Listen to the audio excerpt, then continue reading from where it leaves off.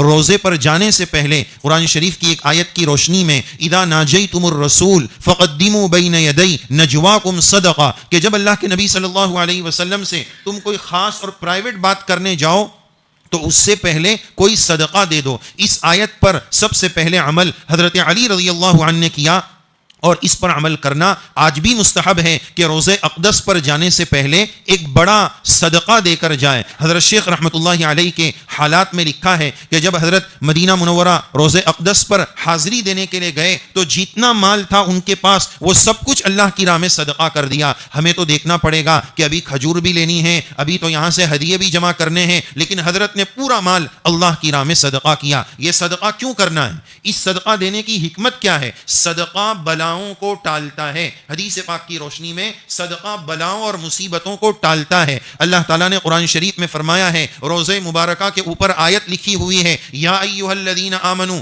اے ایمان والو، اپنی آواز کو نبی کی آواز پر بلند مت کرو۔ ادب یاد رکھنا، بہت ادب کے ساتھ جانا، شور مت مچانا، بھاگتے ہوئے مت جانا، چلا کر مت جانا۔ اللہ تعالیٰ قرآن شریف میں فرماتے ہیں روزے کے اوپر آیت لکھی ہوئی ہے، اے ایمان والو، نبی کی آواز پر اپنی آواز بلند مت کرو، اور جب ہم جائیں تو انتہائی ادب کے ساتھ جائیں۔ یہ کیا بات ہوئی کہ شور مچاتے ہوئے جا رہے ہیں، چلم پکار کرتے ہوئے جا رہے ہیں، ایک ہاتھ میں چپل لے کر جا رہے ہیں، دوسرے ہاتھ میں سیلفی بن رہی ہے۔ ہم کیا پیغام دینا چاہتے ہیں؟ کیا سرکار کے دربار میں جانے کا یہی ادب ہے کہ اس گستاخانہ کیفیت کے ساتھ جائیں کہ ایک ہاتھ میں چپل ہے اور دوسرے ہاتھ میں سیلفی بن رہی ہے؟ اللہ تعالیٰ ایسی بے ادبی اور ایسی گستاخی سے ہم سب کی حفاظت فرمائے۔ نیچی آواز رکھ کر، نیچی نگاہ رکھ کر، مجرمانہ تصور کے ساتھ جانا چاہیے۔ ہم بات کر رہے تھے صدقے پر۔ صدقہ کیوں دینا ہے؟ صدقہ بلاؤں کو ٹالتا ہے۔